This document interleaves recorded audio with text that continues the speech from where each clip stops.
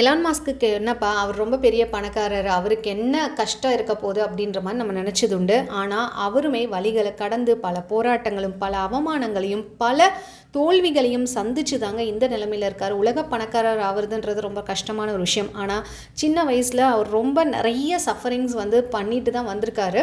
ஆனால் நம்ம பார்க்கும்போது அவருக்கு என்ன லக் அப்படின்ற மாதிரி பார்ப்போம். ஸோ ஸ்பேஸ் எக்ஸு அதில் 3 தடவை தோல்வி அடைஞ்சார். பல $1,000,000 அவருக்கு நஷ்டம் தான்.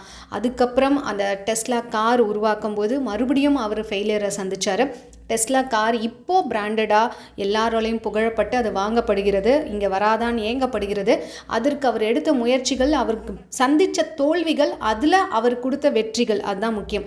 இங்கே நம்ம கற்றுக்க வேண்டிய பாடம் என்னென்னா, நம்ம தோல்வி அடைஞ்ச உடனே வெக்ஸ் ஆயிடுறோம், உடனே புலம்புறோம், உடனே அழறோம். காட் நமக்கு எந்த ஒரு இதுவுமே கருணையை காட்டுறதில்ல கடவுள் அப்படின்ற மாதிரி சொல்லுவோம். ஆனால் மறுபடியும் முயற்சி செய்கிறோமா அப்படின்றது நம்ம கேட்டுக்கக்கூடிய ஒரு விஷயமா இருக்குது. நம்ம தோல்வி அடையிறது தப்பே கிடையாதுங்க. ஒவ்வொரு தோல்வியும் நமக்கு ஒரு அனுபவமே. அந்த தோல்விகள் மூலயமா நம்ம என்ன கற்றுக்கணுன்றது தான் முக்கியமான ஒரு விஷயம். யாருமே தோல்வி அடையாமல் வெற்றி அடையவே முடியாது, ஈவன் எலான் மாஸ்க் உட்பட. தோல்வி அடைகிறவங்க எல்லாருமே முடங்கி கிடந்தால் யாருமே எதுலையுமே வெற்றி அடைஞ்சிருக்கவே முடியாது. ஈவன் நம்ம இப்போ அனுபவிச்சுட்டு இருக்கக்கூடிய லைட் உட்பட, இல்லையா? எவ்வளோ 1000 சோதனைகளுக்கு பிறகு நமக்கு ஒரு பல்பை கண்டுபிடிச்சி கொடுத்தாரு அந்த சயின்டிஸ்ட். பல மனிதர்களுடைய விடாமுயற்சி, தோல்விகளுக்கு இடையே அவங்களுக்குரிய நம்பிக்கை, அதுதானே நமக்கும் இருக்கணும். அப்படின்றதுனால தான் இதை நான் உங்களுக்கு சொல்கிறேன்.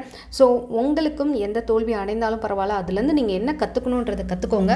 அடுத்து அந்த தவறை பண்ணாமல் நம்ம வெவ்வேறு முயற்சிகளை எடுத்து வச்சுக்கிட்டே இருங்க. ஒரு கட்டத்தில் நீங்கள் சக்ஸஸ் ஆகிறதை யாராலையும் தடுக்கவே முடியாது, இந்த தலைவிதியால் கூட.